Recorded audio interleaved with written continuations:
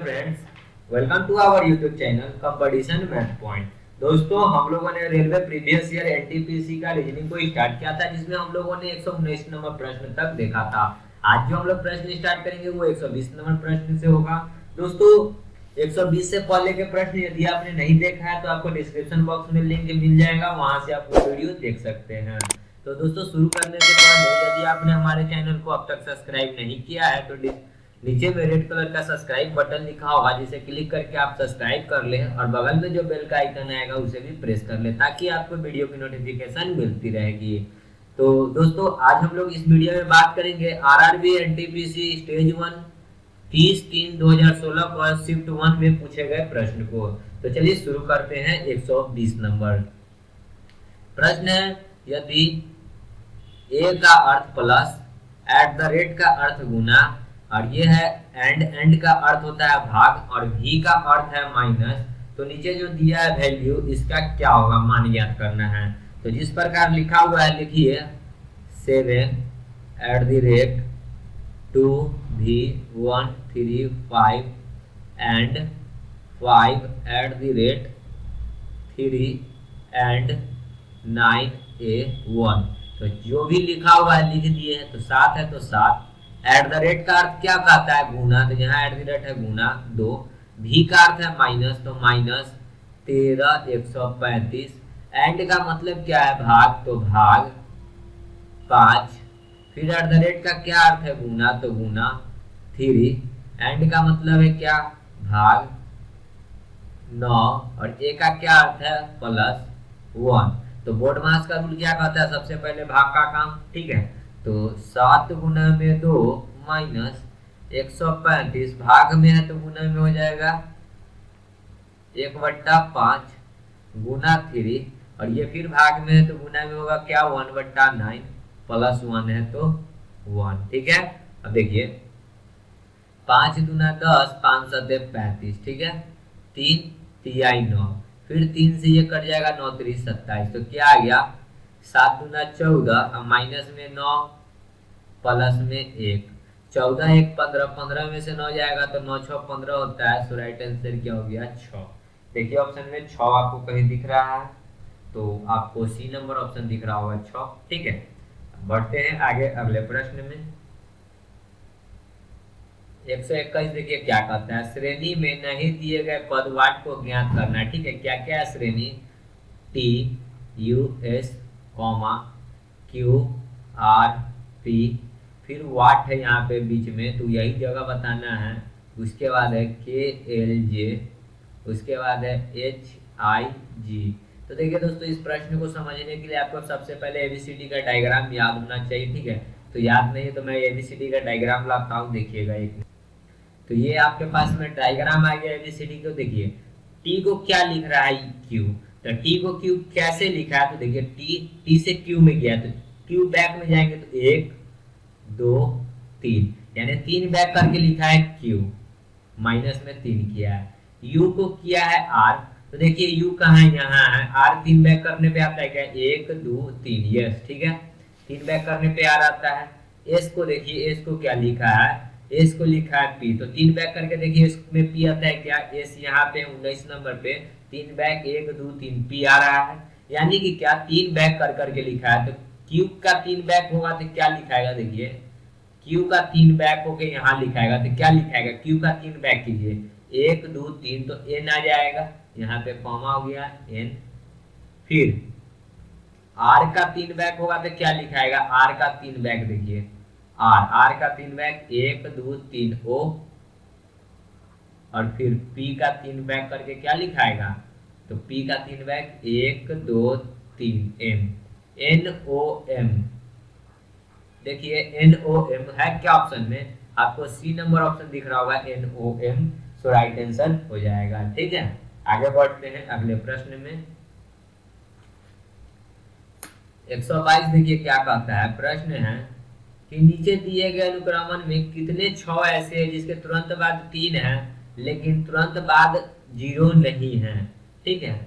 जिसके तुरंत पहले 3 है, सॉरी, जिसके तुरंत पहले 3 है लेकिन बाद में 0 नहीं है, तो जी 6 ऐसा पहचानना है, ठीक है। तो देखिएगा एक 6 यहाँ पे है जिसके तुरंत पहले 3 है लेकिन बाद में 0 नहीं है, तो 1 नंबर। एक 6 यहाँ है जिसके पहले में ही 0 है लेकिन कहता है पहले में 3 है, तो ये नहीं होगा। एक 6 यहाँ है जिसके पहले में 3 है लेकिन बाद में 0 नहीं है, तो ये भी हो जाएगा। दूगो एक 6 यहाँ है जिसके पहले में 3 है बाद में 0 नहीं है, तो ये भी हो जाएगा। ये नहीं होगा क्योंकि इसके पहले में 3 नहीं है। ये 6 नहीं होगा क्योंकि इसके पहले में 3 है लेकिन बाद में 0 है, ठीक है।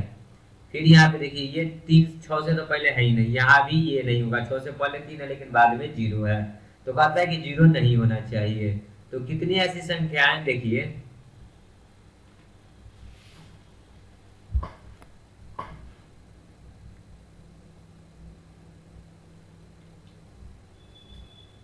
काउंट कर लीजिए, 1 2 3, तो क्या हो गया बी नंबर ऑप्शन, ठीक है।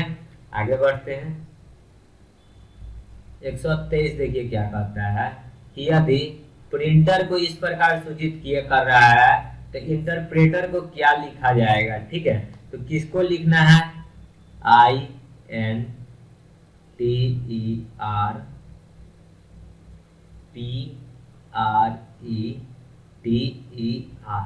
तो देखिए इंटरप्रेटर का जो भी लेटर है ऊपर से ही आया है, किसी भी वैल्यू का टोटल यूज करके यहाँ पे लिखा गया है, ठीक है।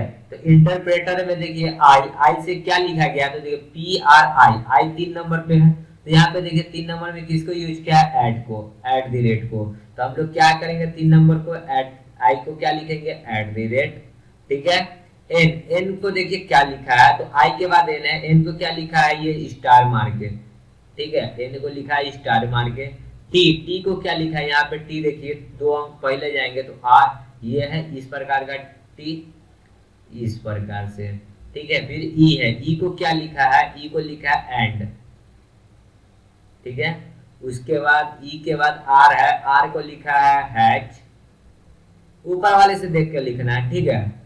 और फिर क्या लिखा है, हैच के बाद आ जाएगा क्या, TER, टी को लिखा है ये डॉलर का चिन्ह, फिर टी के बाद क्या है, ERP, फिर आर है, आर को क्या लिखा गया, हैच, फिर हैच के बाद क्या हो जाएगा, ई का क्या मान है, ई का एंड है, और टी का क्या लिखा गया है, टी का, इस प्रकार से टी है, और ER है, ER को क्या लिखा है, फिर एंड, और ये देखिए इस प्रकार से @ एक्सप्लेनेशन @ ये हैच, फिर एंड के बाद हैच, डॉलर हैच, फिर एंड एक्सक्लेमेशन मार्क्स, फिर एंड हैच, मतलब सी नंबर ऑप्शन, ठीक है। तो आपका राइट आंसर क्या हो गया, सी नंबर ऑप्शन, ठीक है। आगे बढ़ते हैं अगले प्रश्न में 124 देखिए क्या है, किसी कोड भाषा में यदि ग्रेड को JOEJ लिखा जाता हो तो जेब्रा को क्या लिखा जाएगा, यानी कि क्या कि GREAT,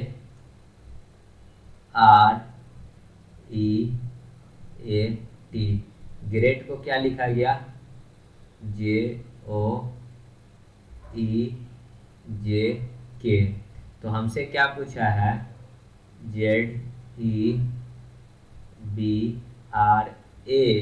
जेबरा को क्या लिखा जाएगा। तो फिर इसको आपको समझने के लिए पहले डायग्राम का बहुत जरूरी है समझना, ठीक है। ABCD को लाते हैं, तो यहाँ पे ABCD आ चुका है, ठीक है। तो देखिए जी को क्या लिखा है, जे, तो जी को जे कैसे लिखा है, जी कहाँ है, जी के बाद HIJ, यानी कि 3 बढ़ाया है, 3 बढ़ाकर लिखा है, ठीक है। तो +3 कर दिए। आर को क्या लिखा है, O, आर कहाँ है, देखिए आर को लिखा है O, मतलब 1 2 3 माइनस करके लिखा है। आर को लिखा है O, क्या किया, 3 माइनस कर दिया, एक में 3 प्लस किया, दूसरे में 3 माइनस कर दिया। फिर ई को देखिए, ई को क्या लिखा है, ई को लिखे हुए ई को ई रहने दिया है, यानी कि ई को ई ही रहने दिया है, मतलब कि यहाँ पे कोई चेंजिंग नहीं है, यहाँ पे जो वैल्यू है वही तो 0। फिर ए को किया है जे, ए कहाँ है यहाँ, ए को क्या है जे, जे कितने पे आता है 1 2 3 4 5 6 7 8 9, जे आता है 9 पे, यानी कि ए को जो किया है जे, ये कितने पे आ गया 9 पे, और फिर टी को किया है के, टी कहाँ है, टी यहाँ है, इसको किया है के, तो 1 2 3 4 5 6 7 के किया ना, 7 के बाद 8 9, फिर 9 किया है, 9 किया है, लेकिन 9 क्या किया है माइनस में किया है, तो यहाँ से इस प्रकार इसको 9 माइनस किया है, यानी कि क्या समझे कि एक बार +3 किया, फिर -3 किया, फिर 0 किया, फिर सीधा 9 बढ़ाया, फिर -9 घटा दिया।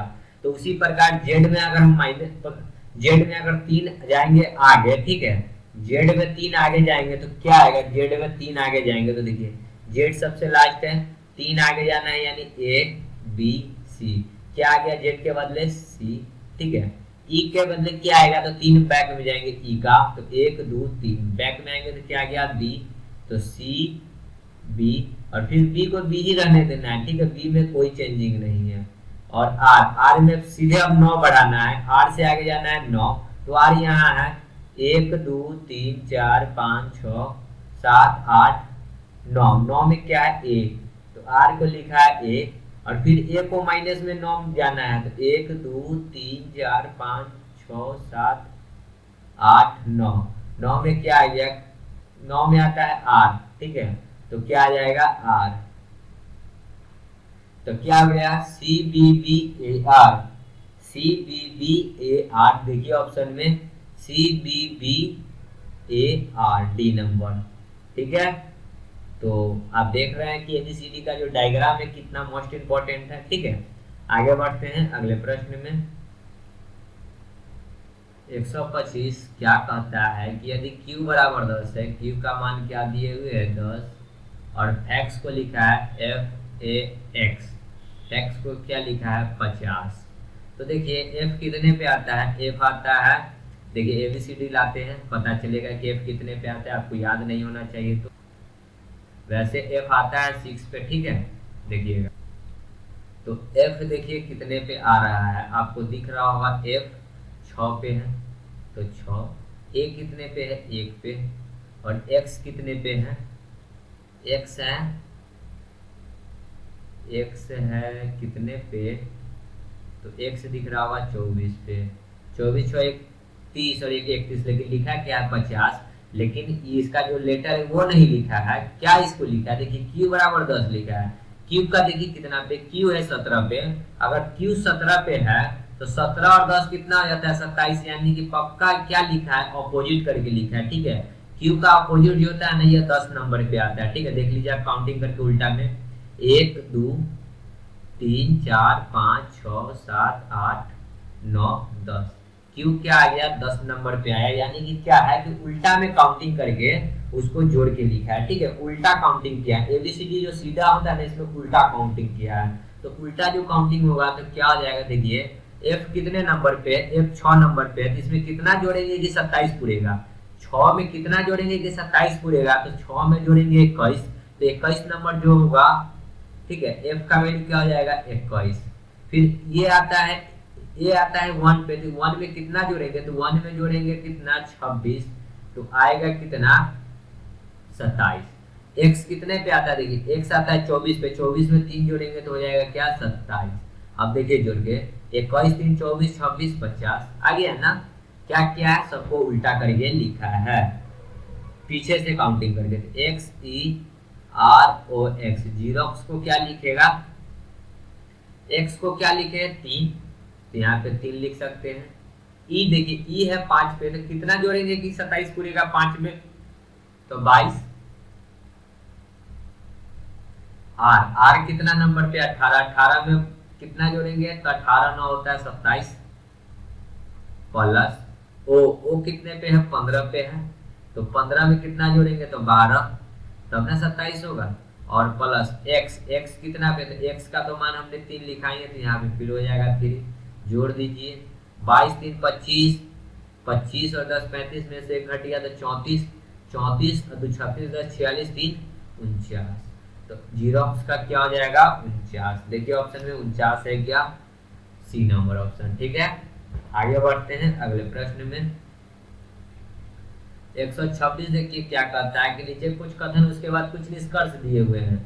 कुछ इलेक्ट्रीशियन प्लम्बर हैं, कुछ जो है ना मान के चलिए कि ये एक इलेक्ट्रीशियन होगा, इलेक्ट्रीशियन, इसमें से कुछ भाग जो है ना प्लम्बर है। ठीक है, तो कुछ भाग इस प्रकार से होगा जो प्लम्बर है, और कहता है कि सभी प्लम्बर मैकेनिक्स है, और प्लम्बर जितना है तो प्लम्बर तो यही ना टोटल है जो प्लम्बर है।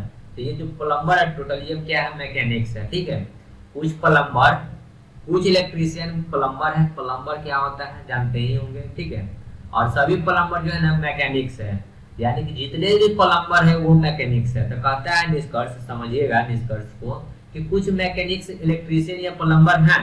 हाँ, कुछ मैकेनिक्स जो भी है मैकेनिक्स, ये तो कुछ प्लम्बर का, कुछ इलेक्ट्रीशियन का हिस्सा घेर रहे हैं ना। ये जो है इलेक्ट्रीशियन का हमने बनाया है, इसको इलेक्ट्रीशियन है, ये अंदर वाला प्लम्बर है, और ये जो है मैकेनिक्स है। ठीक है, तो इसका कुछ भाग ले रहा है ना, तो कुछ मैकेनिक्स इलेक्ट्रीशियन है प्लम्बर है। हाँ है, क्योंकि थोड़ा बहुत इस भाग में आ रहा है, टच हो रहा है। और सभी इलेक्ट्रीशियन जो है मैकेनिक्स नहीं है। हाँ, सभी इलेक्ट्रीशियन जो है मैकेनिक्स नहीं है, क्योंकि सब कुछ इलेक्ट्रीशियन से जो प्लम्बर है, और जो प्लम्बर है वही मैकेनिक्स है। लेकिन यहाँ कहता है कि सभी इलेक्ट्रॉनिक्स, तो ये भी बात सही है कि हाँ सभी जो इलेक्ट्रीशियन है वो मैकेनिक्स नहीं है। तो ये भी आपका सही हो गया। तो कहता है कि जो दोनों सही हुआ वही आपका आंसर हो जाएगा, डी नंबर ऑप्शन हो जाएगा आपका राइट आंसर। ए और दो दोनों सही है। ठीक है, समझे होंगे प्रश्न को। आगे बढ़ते हैं अगले प्रश्न में। 127 देखिए क्या है, तस्वीर की ओर इशारा करके अद्वैता ने कहा। क्या कहा अद्वैता ने तस्वीर के लिए, ब्लड रिलेशन का आपका प्रश्न हो जाता है। ठीक है, तस्वीर की ओर इशारा करके अद्वैता ने कहा, अनुरुद्ध मेरी दादी की बेटी की भतीजी पिता हैं। ठीक है, मेरे दादा को केवल 2 ही संतान थी। अनुरुद्ध का अद्वैता से क्या रिश्ता है? प्रश्न समझिएगा, ब्लड रिलेशन का प्रश्न है। ये आप अपने पे फोकस करके चलिएगा ना तो बहुत ही अच्छे से बनेगा। ठीक है, ब्लड रिलेशन होता ही है कि आप एज्यूम कीजिए कि ये मेरे साथ हो रहा है, कि कोई है जो मुझसे कह रहा है ये सब बात। ठीक है, तो बहुत ही अच्छे से प्रश्न सोल्व होगा। कहता क्या है, तस्वीर की ओर इशारा करके अद्वैता ने कहा, अनुरुद्ध मेरी दादी की बेटी, मेरी दादी की बेटी, मेरी दादी की बेटी मेरी क्या लगेगी? मेरी दादी की बेटी, देखिए मेरी दादी की बेटी मेरी क्या लगेगी, मतलब कि दादी की बेटी हुई जो, दादी की बेटी जो हुई आपकी क्या लगेगी? फुआ, फुआ लगेगी ना। पापा, दादी की बेटा बेटी क्या होगा? भाई बहन। देखिए दादी, ये दादी है जो कि मेरी है, और इनके जो है बेटी, तो इनकी बेटी मेरी क्या लगेगी? मेरी क्या लगेगी? कहते हैं ना फुआ, पापा के भाई बहन को क्या कहते हैं? फुआ। तो वही कहती है कि दादी की बेटी की भतीजी के पिता है, दादी की बेटी की भतीजी, अब इसकी कोई भतीजी है के पिता है। ठीक है, तो भतीजी कौन है? भतीजी के पिता है, यहाँ पे कोई भतीजी है। ठीक है,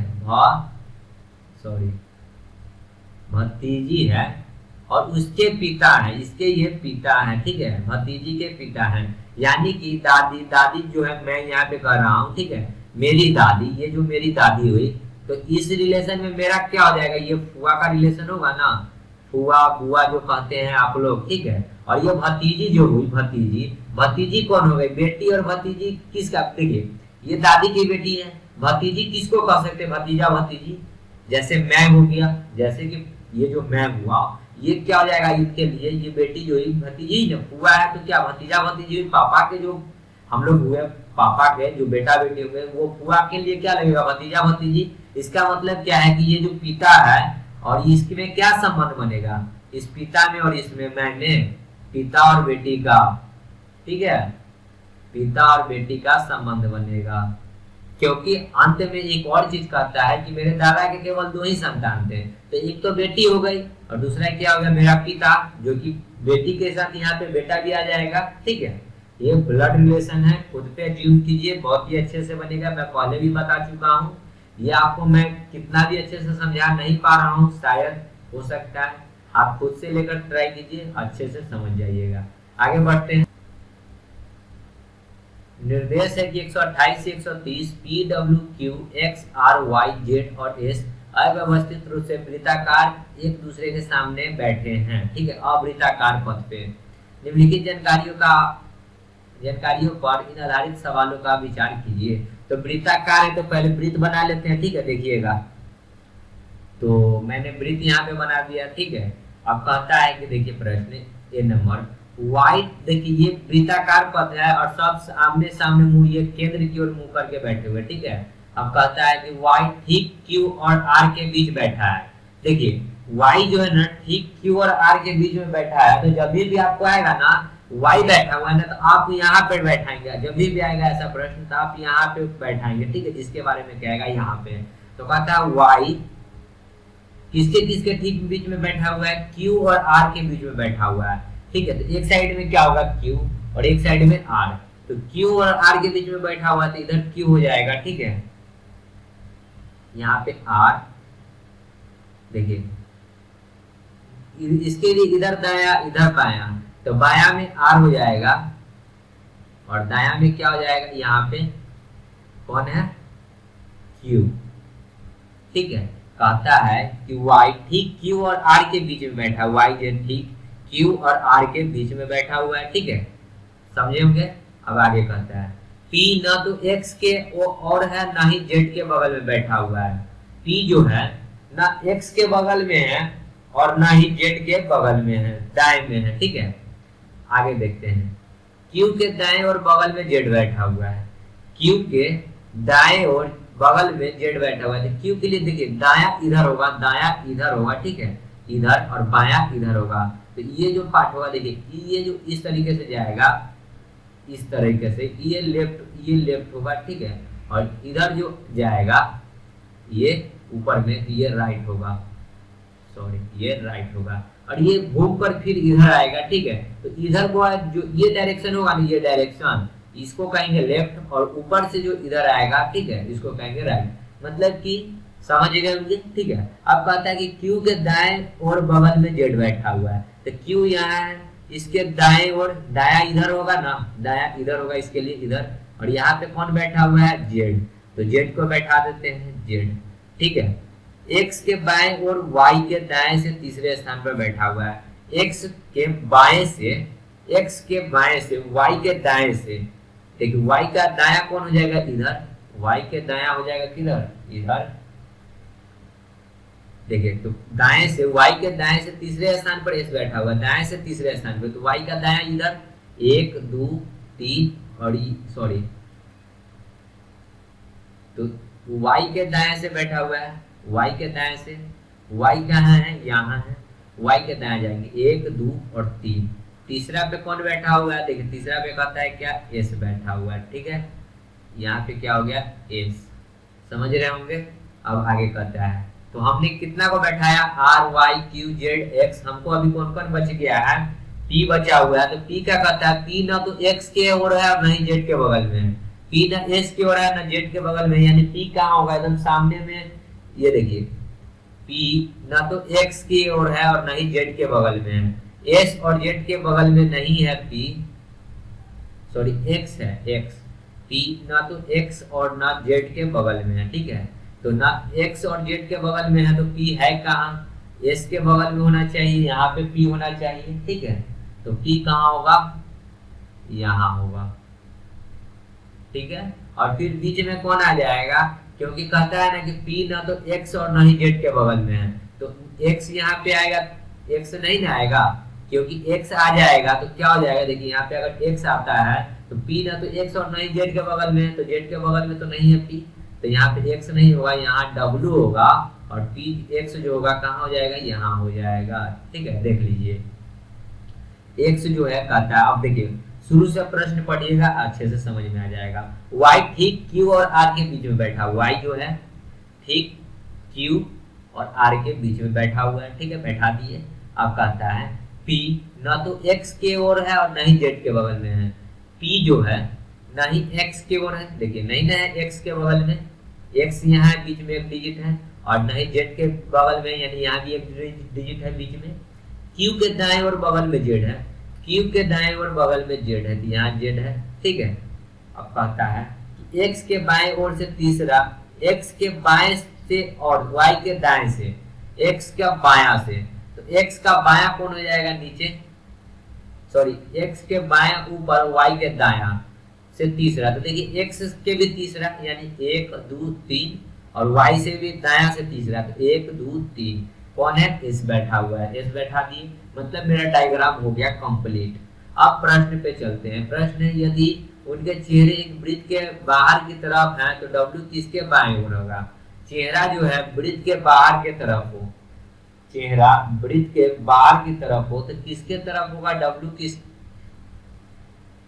तो देखिए W किसके बाएं होगा।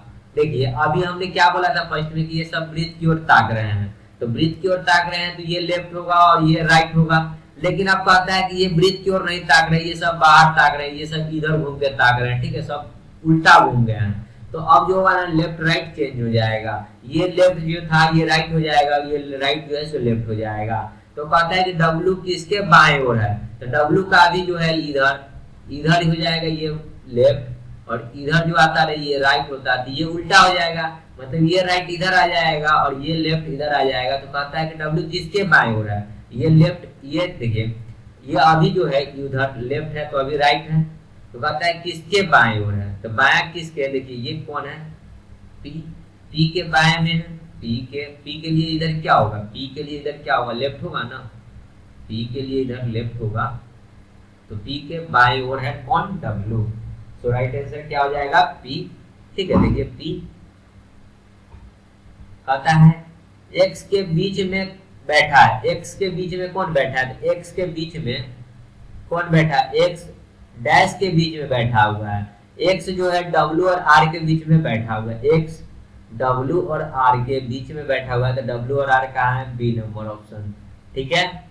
s के बाएं कौन बैठा है, s के बाएं कौन बैठा है, तो s देखिए s के बायां, देखिए ऊपर में जाएगा दायां, नीचे में जाएगा बायां, तो कौन है z, ऊपर में जाएगा तो राइट, देखिए यहाँ पे लिखे थे ना कि ऊपर में जाएगा तो राइट और नीचे आएगा तो लेफ्ट, यानी s के कहा है बाया, बाया मतलब क्या, लेफ्ट, लेफ्ट में कौन है z, तो क्या हो जाएगा z, एक नंबर ऑप्शन, ठीक है। शायद मैं इस प्रश्न को आपको अच्छे से नहीं बता पाया हूँ, एक दो बार इस प्रश्न पे मेहनत कीजिएगा, बहुत ही आसानी से बन जाएगा। आगे बढ़ते हैं अगले प्रश्न में। निर्देश है कि 131 से 133 निम्नलिखित आकृति का अध्ययन करके उस पर आधारित सवालों के जवाब दीजिए। आकृति है कि सोसाइटी का बच्चे के मनपसंद आइसक्रीम फ्लेवर को प्रदर्शित करती है। ये जो वृत्त के आकार का है उसको चॉकलेट से, वर्ग के आकार को वेनिला से और त्रिभुज के आकार को स्ट्रॉबेरी से। तो यहाँ पे ये डायग्राम आपने देख रखा है, ठीक है। तो हम लोग डायरेक्ट प्रश्न देखते हैं कि प्रश्न क्या है। 131, ठीक है।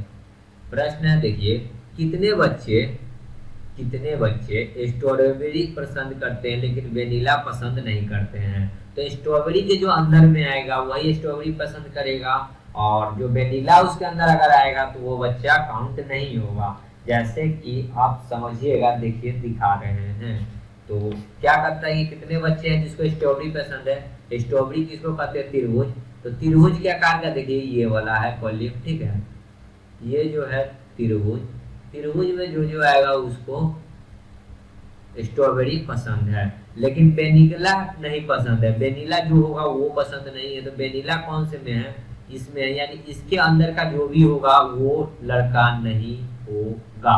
यानी कि 3, यहाँ पे 3 बचा और यहाँ पे 4 बचा। तो 4 3 कितना हो गया, 7। यानी कि कितने बच्चे को वेनिला स्ट्रॉबेरी पसंद है, तो 3 + 4 बराबर 7 गो बच्चा, सी नंबर ऑप्शन, ठीक है। आप देख रहे हैं ना, ये जो है ये वर्ग क्या करेगा, ये वेनिला का है। तो वेनिला को पता है पसंद नहीं करता, तो ये जो वेनिला इसमें खंड में जो भी वैल्यू आएगा वो नहीं दिखाएगा। तो 7 5 12 15 जो है वेनिला के अंदर आता है।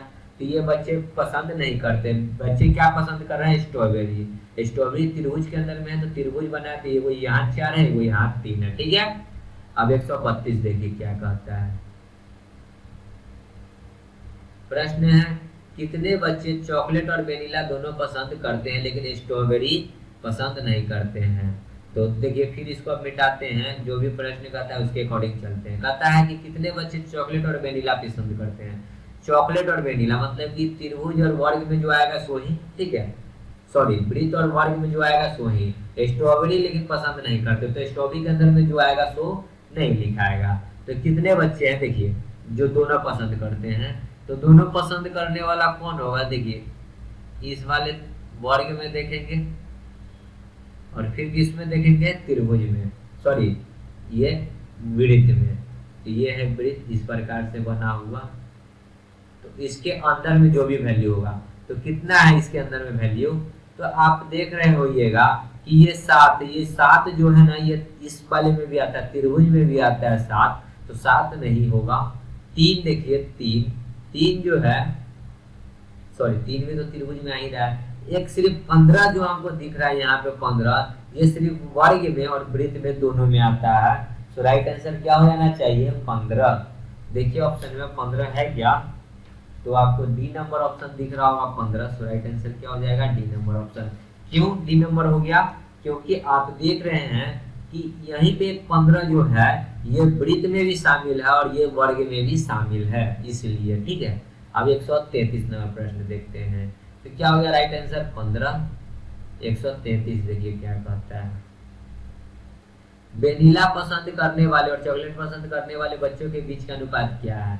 वेनिला और चॉकलेट पसंद करने वाले, ठीक है। तो फिर इसको उड़ाते हैं, थोड़ा सा मिटाते हैं इसमें, क्योंकि इसी में कुछ करना है। तो किसको किसको, वेनिला पसंद करने वाले और चॉकलेट। तो वेनिला का देखिए, वेनिला का क्या है, वर्ग, ये वर्ग में जो आएगा सो वेनिला पसंद करता होगा, ये जो होगा। तो जोड़िए कितना है, 7 5 12 12 24 और 15 कितना जाएगा, 24 15 24 5 29 और 10 39। और रेशियो किसके बारे में कहा है, वेनिला और चॉकलेट। चॉकलेट को वृत्त से सूचित किया गया है। अब वृत्त के अंदर का जो होगा, ठीक है, ये वाला, इसके अंदर का जो भी होगा, तो इसके अंदर क्या है, 30 3 15 7 7 3 10 30 10 40 10 50 और 5 55। तो 39 रेशियो हो जाएगा क्या, 55।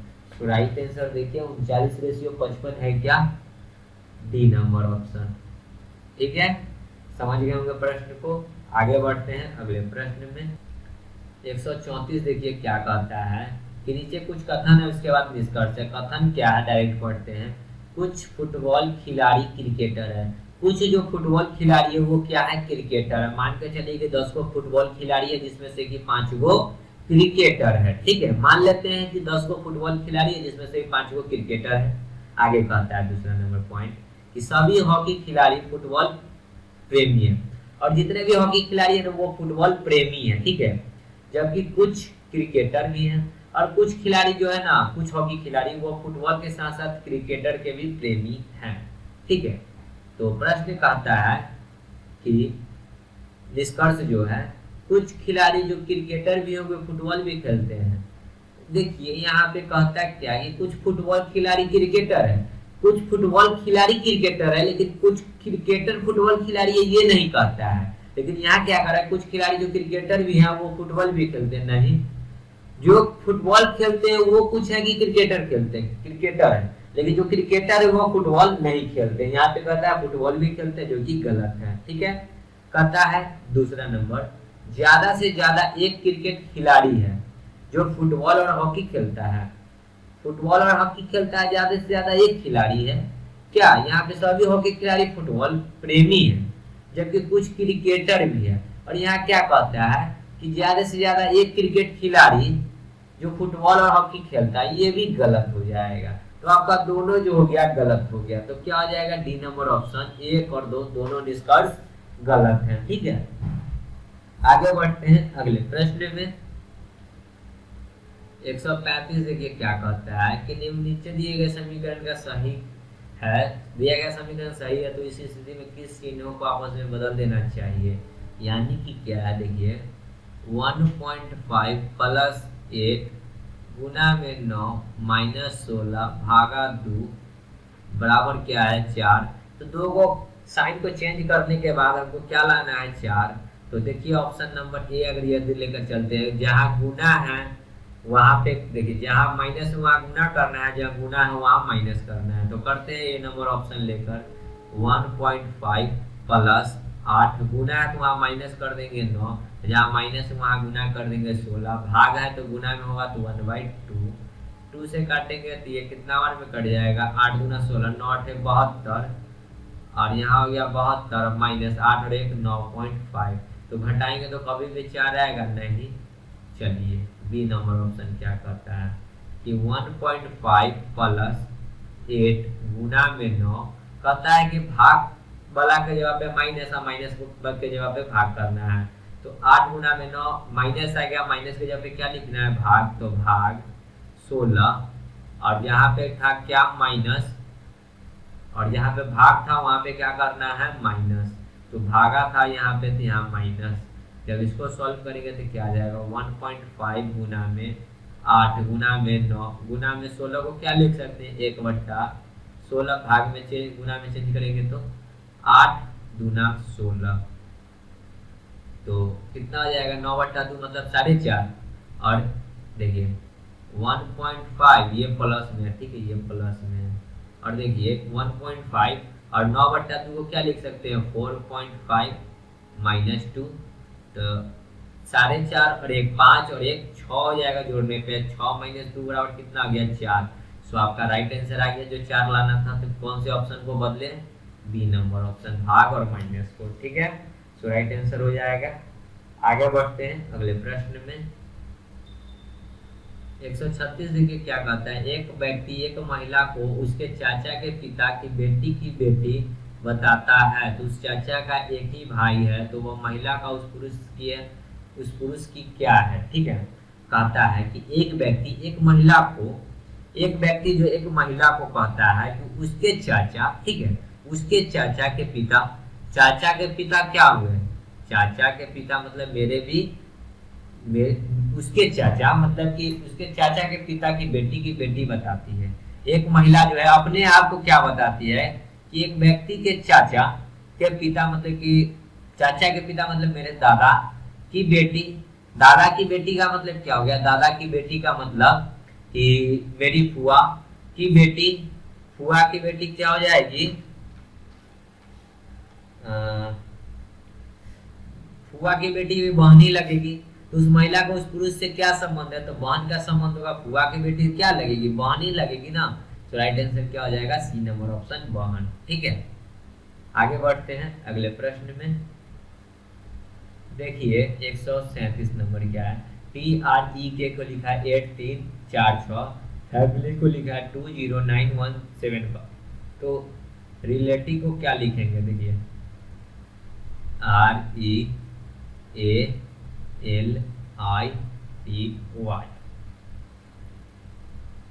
आर का देखिए क्या लिखा है, आर का कितना लिखा है 3, तो 3। ई को क्या लिखा है, ई कहाँ है, ई है 4, तो 4। ए कितना है, ए इसमें देखिएगा तो 0 है, तो 0। एल कितना है, एल इसमें देखिएगा तो 7 है।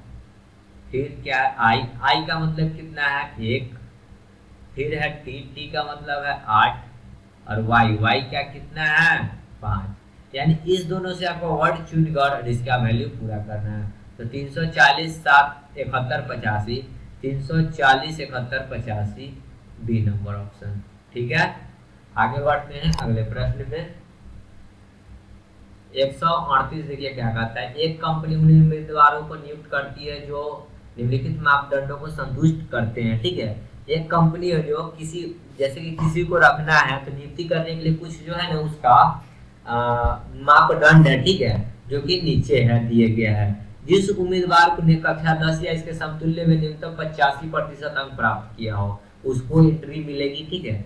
जो कक्षा 10 या उसके समतुल्य में 85% अंक प्राप्त किया हो उसको मिलेगा। फिर कहता है वो उम्मीदवार जो कक्षा 12 या उसके समतुल्य न्यूनतम 65% अंक प्राप्त किया हो उसको भी जगह मिलेगा उस कंपनी में। कहता है कि जो उम्मीदवार वाणिज्य भूमि पृष्ठ से नहीं है, जो उम्मीदवार वाणिज्य पृष्ठभूमि से नहीं है उसको भी उस कंपनी में जगह मिलेगा। मतलब कि 3 चीजें, तीनों को कंपनी में जगह मिलेगा। अब कहता है कि कंपनी में निम्नलिखित में से किन उम्मीदवारों का निश्चित ही चयन करेगा। यानी कि 4 ऑप्शन दिए हुए हैं, तो किसका जो है निश्चित चयन करेगा ये बताना है। तो प्रश्न दे दिए हुए ए नंबर देखिए क्या आता है। जितेश विज्ञान का छात्र है, जितेश जो है विज्ञान का छात्र है, उसने 12वीं में 70% अंक और 10वीं में 80% अंक अर्जित किए हैं। उसकी खेल की पृष्ठभूमि उत्कृष्ट है। ठीक है, तो देखिए ठीक है कि विज्ञान का छात्र है, लेकिन 12वीं में 70% है, जो कि 12वीं में 65% चाहिए, लेकिन 10वीं में जो है 85% चाहिए, लेकिन इसके पास क्या है 80% ही है, तो ये तो नहीं जाएगा। ठीक है, चलिए दूसरा जो है बी नंबर, जिग्नेश ने 12वीं कक्षा में 80% अंक प्राप्त किया। 12वीं में 80 अंक प्राप्त किया, प्राप्त करना था 60, लेकिन किया कितना 80। तो चलिए 12th के लिए तो ये पास कर गया। 10वीं में उसने 90 अंक प्राप्त किया, 10वीं में चाहिए था कितना 85, लेकिन इसने 90 अंक प्राप्त किया। कहता है उसने अपने कॉलेज में वाणिज्य के सभी विद्यार्थियों में से दूसरे स्थान हासिल किया है, लेकिन यहाँ क्या कहता है कि उसी उम्मीदवार को मिलेगा जो पृष्ठभूमि वाणिज्य पृष्ठभूमि से नहीं होगा। लेकिन यहाँ क्या कहते हैं कि उसने अपने कॉलेज में वाणिज्य के सभी विद्यार्थियों से दूसरा स्थान हासिल किया, इसका मतलब क्या कि ये वाणिज्य विद्यार्थी है, तो ये भी नहीं हो जाएगा, इसको भी कंपनी में जगह नहीं मिलेगी। अब चलिए तीसरा नंबर क्या है कि जयेश ने 10वीं में 75% अंक प्राप्त किया। जब 10वीं में ये 75 किया, लेकिन यहाँ प्राप्त कितना था 85 करना था, तो ये तो जाएगा ही नहीं, ये भी कट गया। अब कहता है यहाँ पे चलिए डी नंबर, जिग्नेश ने 12वीं में 80 प्राप्त किया, लेकिन प्राप्त 65 करना था, इसने 80 किया, चलिए अच्छी बात, ये तो चला जाएगा। और 10वीं में 88 प्राप्त किया, प्राप्त करना था 85, इसने 88 प्राप्त किया, 10वीं भी इसका पास है। कहता है कि तथा वह विज्ञान का छात्र, चलिए ये भी अच्छी बात है कि यह विज्ञान का छात्र है, और उसने अभिनय कौशल भी किया है। अभिनय कौशल भी किया मतलब कि क्या है कि वाणिज्य से कोई इसका नाता नहीं है, तो क्या है इसने सभी मापदंडों को पूरा किया है, सो राइट आंसर क्या हो जाएगा डी नंबर ऑप्शन। ठीक है, प्रश्न समझ गए होंगे, आगे बढ़ते हैं अगले प्रश्न में। 139, एक अभिकथन और एक कारण नीचे दिए हुए। अभिकथन क्या है ये नंबर, पहाड़ी क्षेत्र में कृषि गतिविधियां कम हो गई है। कहता है कि पहाड़ी क्षेत्रों में कृषि गतिविधियां कम हो गई है। कहता है कारण क्या है कि मतलब कि पहाड़ी क्षेत्रों में अगर कृषि गतिविधि कम हो गई है तो क्या है कारण, वो बता रहा है नीचे कि पहाड़ों पर उपजाऊ भूमि कम होता है तथा जलवायु की स्थिति जटिल होती है। ठीक है, सही बात है कि पहाड़ों पे जो होता है कि उपजाऊ भूमि कम हो सकता है और जलवायु की स्थिति जटिल हो सकती है। ठीक है, तो कहता क्या है देखिए, तो ऑप्शन में देखिए ए और आर दोनों सही है, और ए का स्पष्टीकरण आर है। सही बात है, पहाड़ी क्षेत्रों में कृषि गतिविधियां कम हो गई है, इसका कारण हो सकता है ना कि पहाड़ों पर उपजाऊ भूमि नहीं है। ठीक है, बंजर भूमि होगा। ठीक है, और जलवायु भी, जैसे कि आप कैसे हैं कि सीढ़ी पे चढ़ते हैं तो हाँफ जाते हैं, इसका मतलब क्या है कहीं ना कहीं ऑक्सीजन की मात्रा घटती है ऊपर जाने पे, तो वही जलवायु की स्थिति भी जटिल है, इसलिए पहाड़ों पर कृषि गतिविधियां कम होती जा रही है। तो आपका राइट आंसर क्या हो जाएगा ए नंबर। ठीक है, तो दोस्तों ये जो था कुछ प्रश्न थे। ठीक है, तो वीडियो तो यही समाप्त होती है, आगे हम लोग नेक्स्ट शिफ्ट में पूछे गए प्रश्न को देखेंगे। तो मिलते हैं नेक्स्ट वीडियो में, तब तक के लिए धन्यवाद। जय हिंद, जय भारत, वंदे मातरम।